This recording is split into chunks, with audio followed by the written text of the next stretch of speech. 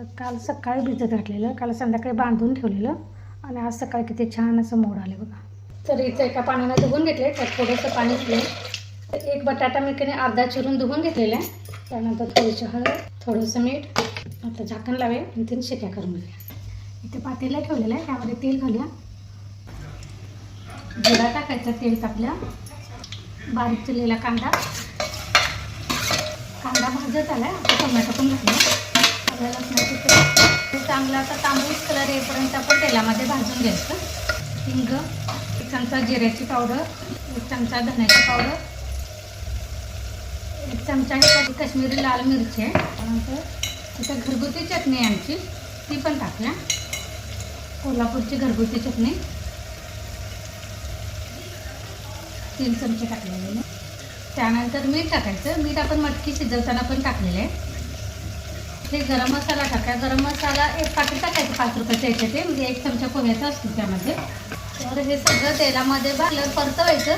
आणि हा बटाटा घेतलेला की नाही, उकडून घेतलेला आहे, तर हा कुस्करून टाकूया त्यामध्ये भाजून. आणि ह्यामध्ये आपण आता मिसळ मसाला टाकायचा आहे. तर आता ह्यामध्ये गरम केलेलं पाणी टाकायचं. ह्या पाण्याला की नाही चांगली एक उकळी येऊ देऊया.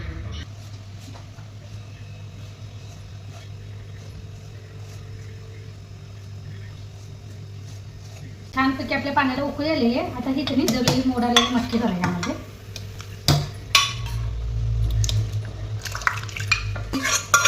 अगदी साधी सोपी आणि झटपट होणारी अशी मिसळ आहे.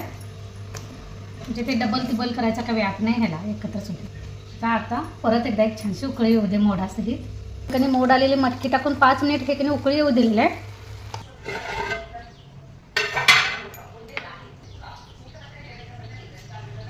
आता आपली मिसळ कणी तयार झालेली आहे.